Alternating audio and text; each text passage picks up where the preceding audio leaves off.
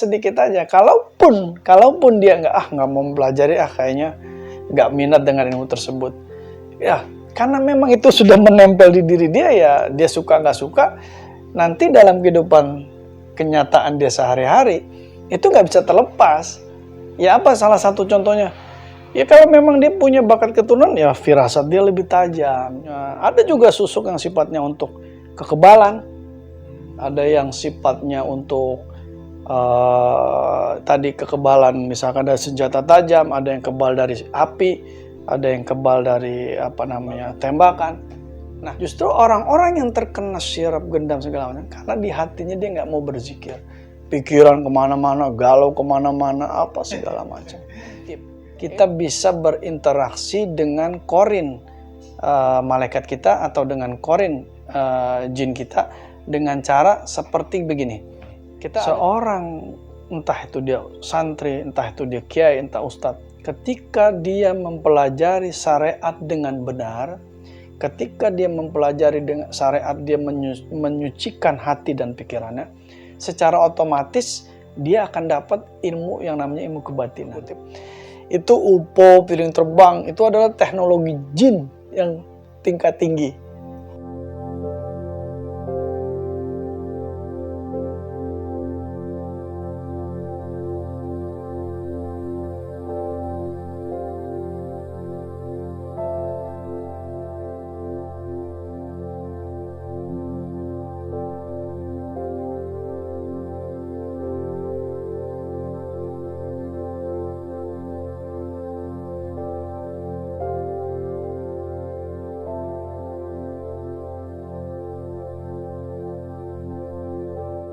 Bismillahirrahmanirrahim. Assalamualaikum warahmatullahi wabarakatuh. Waalaikumsalam warahmatullahi wabarakatuh. Selamat datang kembali Sobat Segenap di channel kami Segenap Official.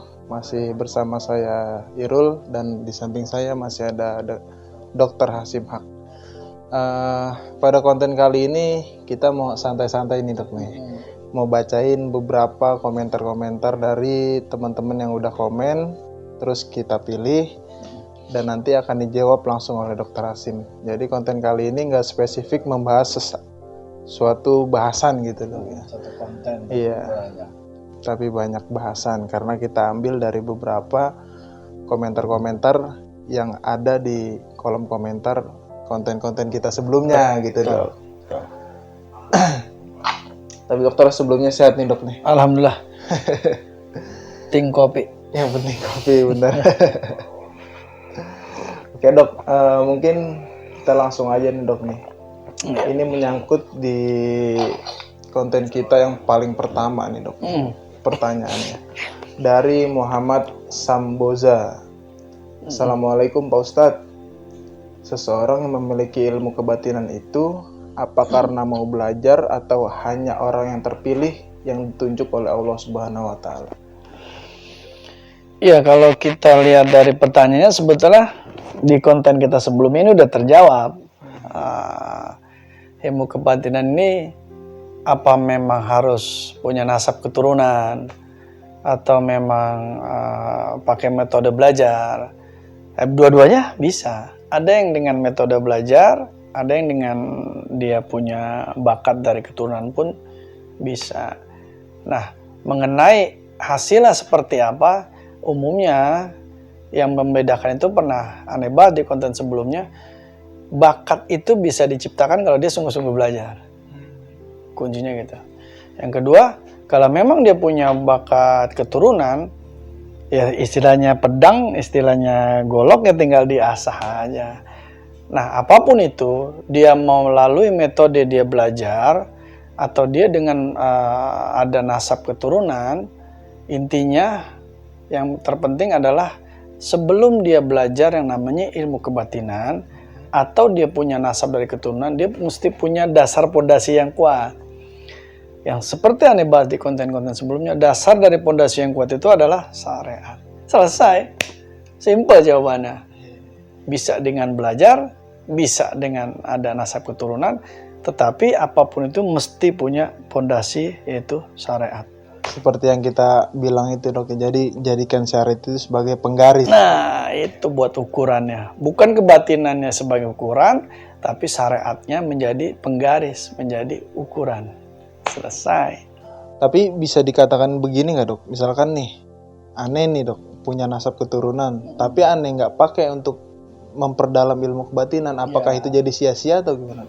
Ya sebetulnya balik ke pernah aneh bahas, kadang-kadang ketika orang sudah mempunyai nasab keturunan, dia nggak perlu belajar lebih lebih spesifik atau lebih bahasanya itu lebih harus kalau orang Jawa itu lebih gigi atau apa. Sebenarnya nggak tinggal dipoles sedikit aja. Kalaupun dia nggak mau pelajari kayaknya nggak minat dengan ilmu tersebut. Ya, karena memang itu sudah menempel di diri dia, ya dia suka nggak suka, nanti dalam kehidupan kenyataan dia sehari-hari, itu nggak bisa terlepas. Ya salah satu contohnya? Ya kalau memang dia punya bakat keturunan, ya firasat dia lebih tajam. Dia tolak atau diterima itu satu ilmu, tetap aja dia akan dalam kehidupan sehari-harinya, dia tetap akan mengalami. Gitu loh. Oke, jadi gitu Sobat Segenap, pertanyaan pertama tadi udah langsung dijawab oleh Dr. Hasyim. Terus ini sebenarnya ada pertanyaan kedua nih Sobat Segenap, cuma ini mau kita jadiin konten nih karena ini permintaan. Tolong dari Idawati tentang susuk dong sama pelet. Nah itu tadi saya udah konfirmasi sama dokter, katanya pembahasannya mau dibahas di konten yang lain gitu dok. Karena kalau kita membahas tentang tadi susuk dan pelet itu agak sensitif dan lebih komprehensif, dia lebih menyuruh karena banyak versi, banyak pendapat. Ya bocorannya begini, susuk itu benda asing yang dimasukkan ke dalam tubuh. Tapi karena dirapal, diberikan ajian, atau diisi dengan khodam, atau diisi dengan jin, nah benda asing yang dimasukkan itu entah dia berbentuk emas, entah dia berbentuk berlian, entah dia berbentuk batu, entah apalah. Nah ketika dia diisi benda tersebut lalu dimasukkan ke dalam tubuh seseorang, atau tubuh yang menjadi objek, nah hasil dari rapalan ajian yang dimasukkan atau jin yang dimasukkan ke dalam susuk itu mempengaruhi si pemakai. Itu secara garis besar aja mengenai susuk. Nah, kemudian garis besar mengenai pelet. Nah, pelet ini jatuhnya ilmu kebatin itu ada yang mengatakan adat istiadat. Kalau dalam Islam namanya ada mahabbah. Ada dalam bahasa kita itu namanya pengasihan. Nah itu banyak versi juga, ada ini tetap namanya pelet, ini guna-guna, ini pengasihan, ini mahabbah. Apapun bentuknya itu sifatnya untuk menarik lawan jenis. Itu garis besarnya aja. Susuk adalah benda asing yang dimasukkan ke dalam tubuh seseorang, diisi rapalan, diisi ajian, diisi jin, entah diisi khodam, entah diisi energi apa. Bertujuannya untuk apa? Entah memikat lawan jenis. Sama sebenarnya sama dengan pelet, cuman bentuknya dia ada benda yang dimasukkan. Entah untuknya, ada juga susuk yang sifatnya untuk kekebalan, ada yang sifatnya untuk tadi kekebalan, misalkan dari senjata tajam, ada yang kebal dari api, ada yang kebal dari tembakan. Nah kalau pelet dia spesifiknya untuk menarik lawan jenis. Kalau susuk lebih luas lagi penjabarannya. Bisa untuk kekebalan, bisa untuk menarik lawan jenis. Makanya nanti kita bahas satu konten khusus untuk membahas susuk atau pelet gitu. Jadi gitu Sobat Segenap. Oke, kita langsung ke pertanyaan ketiga. Dari Prayoga Pangestu. Masya Allah bermanfaat. Request dong bahas tentang menghindari hipnotis karena banyak kejadian aksi hipnotis motor atau kejahatan-kejahatan lain. Jadi ini dia minta dijelasin nih dok, bagaimana mengatasi kejahatan hipnotis mungkin di jalan ini kayaknya nih. Iya benar. Nah jadi gini, kalau hipnotis dalam secara ilmiah itu kan bisa dipelajari. Hipnotis yang sifatnya ada pelajaran, ada sifatnya kedokteran, ada yang seperti sulap segala macam, itu bisa dipelajari. Banyak sekolah-sekolahnya. Ini ada hipnotis yang sifatnya gendam. sirep. Nah, ini memakai rapalan, memakai ajian, memakai bacaan-bacaan atau mantra-mantra khusus. Jadi ketika dia mempelajari ilmu tersebut nih, orang yang melakukan gendam, ya bahasanya hipnotis, orang yang melakukan tujuannya mensirep objek. Nah, itu dia udah punya rapalan khusus. Nah, misalkan contoh, kita tiba-tiba ada orang Gojek bawa motor, tiba-tiba ditepak, langsung nurut, motornya diminta, mau uangnya diminta, mau, atau segala macam untuk mengantar satu ke tempat tujuan tertentu, mau gitu. Nah, itu jenis-jenisnya sepertinya gendam, sirep, yang sifatnya ada rapalan, ada mantra. Ada juga hipnotis yang sifatnya dia pinter, ada ilmunya gitu, jadi dipelajari secara ilmiah. Bisa bersilat lidah lah. Bersilat lidah. Jadi hipnotisnya itu bukan hipnotis yang sifatnya gendam, bukan yang sifatnya tanda kutip klinik, tetapi yang memang dia mempelajari ilmu khusus hipnotis, tapi digunakannya untuk mencuci otak segala macam. Nah, pertanyaannya adalah yang tadi, bagaimana cara menghindarinya? Yang pertama, kalau kita sebagai seorang muslim untuk menghindari hipnotis, baik itu yang sifatnya ilmiah atau yang sifatnya gendam, kalau yang sifatnya hipnotis, itu kan dia mempengaruhi lawan jenis yang sifatnya sugesti. Kalau kita nggak terbancing dengan sugesti, tiba-tiba dia seperti mencuci otak kita, ngomong kemana, jadi kita tiba-tiba dialihkan perhatian. Tapi kalau kita fokus nggak mengikuti sugesti orang yang melakukan hipnotis, ya nggak akan kena. Itu kalau yang sifatnya hipnotis ilmiah. Nah, kalau yang sifatnya gendam, yang pernah Anda bahas di konten, ala bidzikrillahi tatmainnul qulub. Sesungguhnya berzikir itu menenangkan hati. Boleh jadi kita seperti bengong naik motor, atau kita istilahnya Gojek online nunggu penumpang. Tetapi pada saat kita lagi duduk itu, ya kita entah baca Quran, entah kita berzikir, entah kita mendengarkan lagu-lagu sholawat yang sifatnya nggak bengong, yang sifatnya ketika kosong gitu. Nggak kosong. Jadi pada saat ada orang mencoba menghipnotisnya pun, kita bukan berasa ya, kasarnya kita kan tiba-tiba ada orang nyolek, kan kita tahu lah ini orang nyolek maksudnya apaan. Oh, tiba-tiba nih ada orang nepak pundak kita, maksudnya apa. Jadi kita nggak langsung terpengaruh dengan sirep atau gendam yang dilakukan seseorang tersebut. Jadi intinya zikir di hati kita. Justru orang-orang yang terkena sirep, gendam segala macam, karena di hatinya dia nggak mau berzikir. Pikiran kemana-mana, galau kemana-mana, apa segala macam. Itu gampang dikenain gendam. Nah, itu jenis yang di jalanan. Ada yang sirep yang sifatnya di rumah. Tapi itu udah jarang ditemui. Maling-maling yang pakai ilmu gendam, ilmu sirep, udah jarang ditemui. Kenapa? Karena ya di keseharian kita, di kampung kita ini kan udah rame. Iya, betul. Justru gendam itu dipraktekkan pada saat ada di keramaian. Bukan pada saat sepi gitu. Iya, bukan pada saat sepi. Karena itu yang bikin saru gitu pada saat di keramaian itu. Ya orang kan nyangkanya temennya itu mah. Ini orang lagi tiba-tiba kenalannya baru datang, orang yang udah lama nggak datang tiba-tiba datang, atau kenalan baru langsung akrab. Ya kan kalau di tempat umum orang nggak akan curiga gitu. Oke, jadi gitu untuk Prayoga Pangestu tadi. Untuk menghindarinya udah dijelasin juga sama Dr. Hasyim. Intinya jangan kosongkan hati kita, isi hati kita dengan zikir gitu. Betul sekali. Jangan galau. Pikiran jangan kemana-mana. Gitu. Apalagi kalau di jalan, sebenarnya nggak cuman bahaya dari hipnotis juga kalau kita kosong, Dok, ya takutnya kecelakaan gitu kan, diklaksonin mobil kita nggak gitu. Bahayanya banyak, nggak cuma hipnotis doang sebenarnya. Betul. Jadi jangan kosong pikiran kita.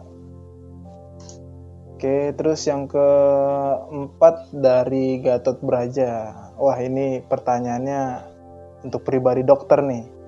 Kata dia, boleh tahu nggak dokter sekolahnya lulusan mana ya? Pesantren atau fakultas mana gitu? Pembahasannya sebenarnya nggak umum, tapi bisa dibuat sederhana gitu. Nah, ini terserah dokter nih, mau dijawabnya gimana nih? Kalau itu agak ini juga ya. Nantilah kita bahas di Kalau subscribernya udah banyak. Oh, nah ini tantangan berarti nih buat sobat segenap nih yang mau tahu dokter itu siapa sebenarnya. Ya, bukan asal usul ya, maksudnya dari pertama dokter mempelajari ilmu kebatinan ini, kapan asal mulanya, entah itu di bangku SMP, SMA, ya itu nanti insya Allah kalau memang ya mudah-mudahan subscribernya kita banyak, nanti kita akan bahas secara detail mengenai apa yang pernah dokter pelajari, ilmu kebatinan, kemudian ilmu syariat, kemudian ilmu pengobatan, ya macam-macam. Ya istilahnya sampai dokter seperti ini kan gitu. Nanti itu kita bahas di konten khusus. Kalau nanti dibahas sekarang, kesana narsis banget lagi nanti. Cukup orang-orang tertentu aja lah yang tahu. Nah, jadi gitu untuk Gatot Braja. Jawabannya nanti nunggu subscribernya. Oke, terus pertanyaan kelima nih dok nih. Ini dia bertanya di konten kita yang tentang korin dan pendamping tuh dok. Dia bertanya gini dok, bisa nggak kita berdialog dengan pendamping kita? Gitu. Atau mungkin bahasanya bisa nggak kita sih berdialog dengan korin kita nih yang mendampingi kita? Memang kalau kita bahas dulu secara dunia kebatinan. Secara dunia kebatinan, secara dunia klinik, bisa nggak kita berdialog dengan korin atau pendamping kita, entah itu malaikat korin atau jin korin. Kalau dalam dunia kebatinan bisa ada ilmu khususnya untuk mempelajari itu. Tapi dokter nggak bahas di situ, karena ini kan sifatnya mesti belajar, mesti ada gurunya. Itu dibahas secara ilmu kebatinan bisa. Kalau dibahas secara ilmu syariat, bisa nggak? Bisa, tapi jenis dialognya bukan dialog. Misalkan kita seperti bertanya, ini siapa, nama lu siapa, atau lu seperti apa bentuknya. Nggak bisa seperti itu. Bukan dialog yang interaktif seperti kita face to face seperti ini. Ini korin ada di sini nih, kita ngobrol, nggak bisa. Tetapi tanda kutip, kita bisa berinteraksi dengan korin malaikat kita atau dengan korin jin kita dengan cara seperti begini. Kita ada di satu tempat yang pernah Anda jabarkan. Oh, ini ada duit 10 juta misalkan kayak gitu. Ini kita mau ambil atau enggak? Korin kita yang jin yang mengajak kepada keburukan, udah ambil aja, orang nggak ada yang lihat. Terus korin kita yang sebelah kanan yang malaikat, jangan, itu bukan hak lo, nggak boleh diambil. Itu kan udah berinteraksi. Itu berinteraksi lagi. Udah interaksi, tapi sifatnya seperti salah nggak, benar nggak perbuatan ini? Itu udah terjadi dialog batin. Jadi secara nggak langsung, ketika manusia melakukan satu kebaikan, satu keburukan, sesuatu yang ada amal kebaikan, pahala atau suatu amal yang sifatnya buruk, itu kita udah berinteraksi dengan jin pendamping kita, dengan malaikat pendamping kita. Ada namanya dialog batin. Setiap manusia pasti akan merasakan itu, ada dialog batin. Nah, kalau secara lebih khusus lagi, secara detail tadi, ada dialog batin dengan hati nurani kita. Ketika jin mengajak keburukan, ketika malaikat mengajak kebaikan, kan tengah-tengah ada wasitnya. Wasitnya itu hati nurani kita. Benar nggak ini? Dan sebetulnya setiap hari kita sudah melakukan dialog dengan korin kita. Dalam tanda kutip, dialog, interaksi, yaitu di batin kita. Gitu. Secara nggak langsung. Tanpa kita sadari. Tetapi kita nggak melihat secara wujud. Iya. Nah ini kan pertanyaan, ini dialog secara wujud atau secara batin? Kalau dialog secara batin, hampir setiap hari, setiap saat, setiap detik, pasti kita udah berdialog dengan korin kita, tapi interaksi secara batin. Tetapi kalau berwujud, itu ada ilmu khususnya. Nanti pelajari ya jalur kebatinannya. Nah, ini nggak bahas di situ, tapi bisa. Gitu aja jawabannya. Iya, nih buat teman-teman juga, kalau tadi dokter bilang, bisa nggak kita berdialog dengan jin korin kita secara wujud gitu dok? Jawabannya bisa. Bisa. Jangan lupa teman-teman, kita kan masih ada metode yang harus dipelajari lagi nih dok ya. Belum kita kupas secara menyeluruh. Iya, baru kemarin tuh metode pernapasan tuh yang pertama ya kan. Metode konsentrasinya belum, metode tenaga dalamnya belum. Betul sekali. Makanya jangan lupa teman-teman di-share sebanyak-banyaknya video kami gitu. Oke, langsung nih Dok nih ke pertanyaan yang keenam Dok. Nah, mungkin ini bisa jadi juga dibahas di satu konten nih Dok nih. Karena dari Nursita. Dokter, bisa nggak dicek apa benar saya ada ilmu keturunan? Mungkin ini dia mau mengetahui di dirinya ada ilmu keturunan apa enggak gitu Dok. Ini mah mendingan di email ke ini kita langsung ya, ke Segenap Official. Nanti kita jawab secara pribadi aja lah. Tapi begini, bagaimana kita bisa mengetahui diri kita punya keturunan atau enggak? Yang pertama, kita cari orang yang mengerti tentang ilmu kebatinan. Ada ustadz, ada kiai yang mengerti ilmu hikmah. Tapi tanda kutip ya, kita jangan menyamaratakan, wah ada kiai, ada ustadz mempunyai ilmu. Kita menyamaratakan, wah ini mah dukun. Enggak gitu juga. Bahkan dokter pernah kedatangan satu kiai dari Pemalang.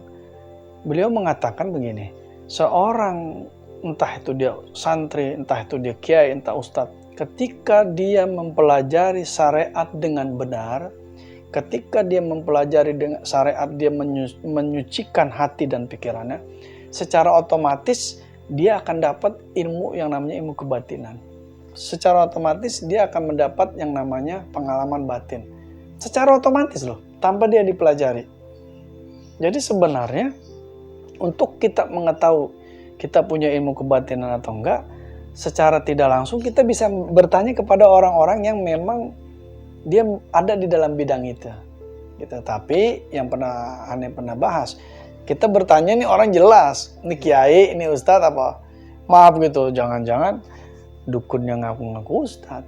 Sedangkan secara syariat, sholat kagak, ngaji kagak, puasa nggak dijalanin. Nah itu kan kita bisa lihat secara mata fisik ini orang benar atau enggak. Simple, punya ilmu keturunan enggak. Kalaupun kita dijawab kita memang punya ilmu keturunan, oh iya kasar gitu kan, tiba-tiba orang datang. Misalkan Nursita ini datang ke dokter, dok benar nggak saya punya ilmu keturunan. Subhanallah dokter jawab, iya lo punya ilmu keturunan. Terus buat apa? Iya. Kan pertanyaan selanjutnya itu buat apa? Ya nggak buat apa-apa sih, buat keren-keren dong. Ya buat apaan juga? Kan pertanyaannya kan akan berlanjut terus. Intinya bukan itu.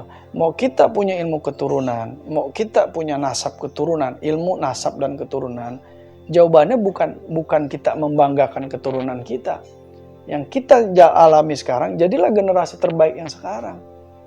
Kalau memang kita punya nasab keturunan orang-orang soleha yang baik, ya kita pertahankan itu atau perlu kita menjadi orang yang lebih baik dari itu gitu. Bukan membanggakan, gue punya keturunan ini. Ya lu sembahyang kagak. Gue punya keturunan kiai, gue punya keturunan ulama besar. Ya lu bisa ngaji nggak? Gitu, mesti kan malu kalau kita udah. Jadi pertanyaannya adalah, manfaat nggak kita punya keturunan? Ya kalau kitanya nggak menjalankan jalan-jalan kebaikan yang sudah ditempuh sama keturunan kita, ya kita buat apa dong? Nggak ada manfaatnya nggak juga. Ada manfaatnya juga. Gitu. Jadi sebenarnya poinnya bermanfaat nih ya dok. Nah, ya. iya. Mau punya ilmu atau mau punya ilmu keturunan atau enggak gitu kan. Nah iya, karena di dalam satu dalil dikatakan yarfa'illahu alladhina amanu minkum walladhina utul ilma darajat. Jadi Allah mengangkat derajat orang yang berilmu di antara kamu beberapa derajat. Setelah diangkat derajatnya sama Allah, manfaat nggak? Itu yang akan diangkat setelah bermanfaat gitu. Jadi orang banyak punya ilmu, manfaat buat apa? Dia punya ilmu yang simpel aja lah. Dia dalam ilmu duniawi dia pandai, ilmu matematika, dia pandai ilmu pengetahuan alam, dia pandai. Tapi kalau dia nggak manfaat, nggak dia ngajar ke orang, siapa yang tahu dia punya ilmu itu? Iya, betul. Apalagi ini sifatnya ilmu kebatinan, apalagi ini sifatnya ilmu syariat. Manfaatnya gitu. Iya. Nah, jadi gitu. Jadi yang penting itu manfaat dari ilmu tersebut. Betul gitu. sekali. Oke, kita lanjut ke pertanyaan ketujuh nih dok. Wah, ini dia nanyanya gini dok, dari Ahmad Sofyan. Seru kayaknya. Oh ini pada saat kita penelusuran mungkin dok. Ya. Dia nanya, boleh ikut nggak nih pas penelusuran gitu. Kalau dari Ane kan boleh-boleh aja nih dok. Kalau dari dokter gimana nih dok? Ya nanti kalau memang balik ke pertanyaan yang tadi tuh, kalau memang subscriber kita udah banyak, ya tinggal kita pilih aja. Iya. Kita tinggal pilih, oh si A, kayak kasarnya kayak kita ngocok arisan gitu, kita keluar oh, nama si A, kita ambil. Kita cek dulu, kira-kira dia punya batin, punya fisik sehat, ya kita ajak. Syukur-syukur yang kita ajak ini punya bakat keturunan, syukur-syukur yang kita ajak ini istilah orang, oh dia indigo gitu ya, kita ajak. Gitu. Ya nanti kita lihat subscribernya aja lah. Kan subscribernya baru 1 juta nih. Amin. Belum 2 juta. Nah, jadi gitu. Jadi jawabannya boleh, cuma nanti kita lihat lagi gitu ya, Dok ya. Oke, sobat segenap. Jadi gitu. Nah, ini pertanyaan terakhir nih, Dok. Ini menyangkut penelusuran kita yang di Sawangan kemarin, Dok. Pertanyaannya, apakah jin ini seperti manusia, mengerti teknologi? Gitu. Oh ini sebetulnya gini, beberapa mungkin sekitar seminggu atau 2 minggu yang lalu, dokter pernah diundang di satu forum gitu, di satu majelis, dan kebetulan ada orang yang bertanya seperti ini juga. Kemudian dokter bahas, nanti akan dokter jawab di konten berikutnya gitu kan.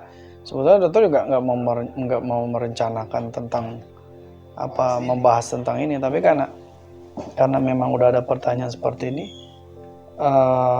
apa tadi itu, apakah para jin? Iya, para jin ini seperti manusia atau enggak mengerti teknologi? Gini, dokter pertama bahas pakai referensi satu buku ya, itu lupa itu jadi kalau nggak salah itu satu buku yang dulu pernah tenar di tahun dokter lupa. Jadi tentang dialog jin dan manusia. Jadi si penulis buku tersebut mengambil ada satu mediasi, dimasukkan jin ke dalam badannya, entah itu dia masuk sendiri atau walau alam, dokter lupa di dalam buku tersebut. Tapi boleh di cross check di buku dialog jin dan manusia. Di situ dikatakan salah satu dari pendapat jin tersebut, jin itu punya teknologi. Oh. Dia mengatakan begitu. Jadi, ketika ada, ini pendapat dia ya, bukan referensi dari dokter pendapat. Silahkan di cross check di buku tersebut. Jadi ada pesawat apa tuh UFO, piring terbang. Itu dia mengatakan versi beliau berdasarkan keterangan jin yang diwawancarai itu loh, tanda kutip. Itu UFO, piring terbang, itu adalah teknologi jin yang tingkat tinggi. Jadi pas ketika di ruang angkasa itu menurut pendapat beliau. Terserah orang percaya atau enggak. Nah, secara pribadi, dokter punya pendapat pribadi. Dokter nggak setuju pendapat tersebut. Karena dokter menjalani dalam dunia kebatinan ini lebih dari separuh umur dokter. Lebih dari sekitar 26-27 tahun dokter mendalami ilmu kebatinan. Dan tanda kutip dokter belum pernah menemui teknologi jin yang pakai handphone, jin yang apa ya?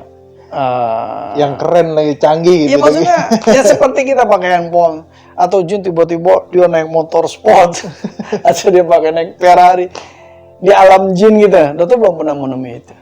Nah, ini dokter dapat referensi itu dari mana? Ya kita disyariatkan, dijelaskan. Apa yang dijelaskan? Di dalam surat Ar-Rahman dikatakan, ya ma'syaral jinni in istata'tum an tanfudu min aqtaris samawati wal ard. Fanfudu la tanfudu illa bisultan. Wahai segolongan jin dan manusia, kalau engkau punya kemampuan untuk menembus langit, silakan. Kalau engkau mampu, silakan. Gitu. Dengan apa kata Allah men-challenge manusia dengan jin? Dengan kekuatan akal pikiran, kekuatan teknologi, kalau kita nih manusia. Nah kalau jin sendiri diciptakan, dia sudah berteknologi. Dalilnya mana dok? Loh, itu dia bisa masuk ke pembuluh darah. Kok dia bisa mengecil seperti itu? Teknologi siapa? Teknologi Allah. Yang Allah udah buat ke dalam jin. Masuk ke dalam aliran darah manusia pakai teknologi apa? Ada manusia yang bisa ngecil gitu? Nggak ada. Atau pakai senter Doraemon zaman dulu. Orang di senter jadi gede. Atau orang gede di center jadi kecil. Enggak. Secara penciptaan, jin sudah punya badannya, istilahnya. Strukturnya gitu. Strukturnya itu udah teknologi Allah. Dalilnya mana? Lah itu dia masuk ke pembuluh darah. Satu. Kemudian dia bisa berbisik di dada. Dia bisik dari mana? Mang bisik manusia bisik-bisik. Hei, enggak. Bisa jadi dia ada di jarak berapa dia bisa membisikkan di rongga dada. Teknologi siapa? Handphone. Handphone baru kita yang bisa. Nah, jin udah lebih canggih duluan. Nggak pakai handphone Nggak bisa. pakai handphone dia bisa berbisik gitu. Terus dalilnya mana lagi? Loh, dia bisa menembus kok dari tembok. Dalilnya mana lagi? Sedangkan yang bisa menembus celah-celah itu kan seperti udara, angin, kemudian air. Itu kan mesti ada pori-pori dulu. Di tembok itu seperti ini tembok nih, diaci bertahun-tahun dia baru tembus. Jin kan nggak butuh itu, dia tembus. Udah tembus itu. Lalu pertanyaannya apalah? Berarti canggih dong teknologi jin. Canggih, tapi yang bisa melawan teknologi jin yang canggih teknologi Allah. Teknologi apa? Teknologi Allah apa? Teknologi syariat. Kita kembali lagi. Balik lagi. Ketika dikatakan begini, dia bisa melihat engkau, ini jin nih. Tapi manusia tidak bisa melihat jin. Dia bisa melihat kita dari manapun nih jin. Tapi kita nggak bisa ngelihat. Loh enak banget dong jin. Kita masuk ke kamar mandi jin bisa ngeliat ngintip. Pakai teknologi Allah. Pada saat kita masuk ke dalam kamar mandi, baca doa masuk kamar mandi. Allahumma inni a'udzubika minal khubusi wal khubuth. Apa sih Pak? Ya, jadi ketika kita masuk ke dalam kamar mandi, pakai teknologi Allah, pakai bacaan, pakai amalan. Jadi pada saat kita mau melangkah, pakai kaki kiri. Kan kita masuk ke tempat kotor. Allahumma inni a'udzubika minal khubusi wal khaba'is. Ya nggak bisa. Teknologi jin untuk melihat kita tembus pandang, gegara kita membaca doa tersebut nggak bisa. Jadi teknologi dia udah canggih, Allah ciptakan, badannya sendiri udah canggih, tapi kita punya teknologi Allah untuk menangkalnya. Itu secara syariat. Masuk akal nggak? Silakan dicerna secara logika. Begitu. Terus dia mesti butuh pesawat. Ngapain dia butuh pesawat? Dia bikin cipta pesawat. Lah badan dia sendiri bisa melesat secepat. Kok dalilnya mana? Di dalam syariat, sebelum Rasulullah dilahirkan ke dunia. Ini sebelum Rasulullah dilahirkan ke dunia. Ini para jin dia punya teknologi, punya kemampuan diri dia untuk nguping ke langit. Secara syarat itu dibahas. Dia punya kemampuan, makanya dikatakan ya maksarul jin. Dia punya kemampuan untuk nguping. Ketika dia ada berita-berita langit disampaikan ke dukun-dukun. Makanya ada dukun-dukun bisa meramal, itu bisa juga dari bisikan-bisikan jin. Ketika Rasulullah dilahirkan di muka bumi, teknologi itu ditutup sama Allah. Dikasih penjaga-penjaga para malaikat. Jadi ketika jin mencoba menguping, dihajar sama yang namanya petir. Dihajar yang sama yang namanya disambar dengan kilat. Jadi ketika dia mencoba menguping para malaikat kasar yang lagi kongkok nih, disabet sama malaikat lagi pakai petir, pakai kilat. Loh, berarti dia pakai pesawat apa tuh? Jin terbang lah, kagak. Dia bisa melesat. Dalilnya banyak, secara syariat mengatakan jin gak pakai teknologi begitu karena diri dia diciptakan sudah berteknologi. Dalilnya mana lagu? Kita ambil jauh dari cerita Nabi Sulaiman. Ketika Nabi Sulaiman ingin didatangi Ratu Balqis, apa dikatakan begini? Ada burung dokter lupa ya, burung hudhud apa burung yang membisikkan. Hai, wahai raja, Nabi Sulaiman dipanggil begitu. Ini Ratu Balqis ini punya singgasana begitu mewah. Beda dengan singgasana engkau, kata nih burung menyampaikan kabar. Oh kalau gitu kita pindahin aja singgasana dia ke sini. Jadi singgasana Ratu Balqis kita pindahkan ke istana kita. Nah singkat cerita Nabi Sulaiman alaihissalam mengumpulkan para punggawa, para anak buahnya, para prajuritnya.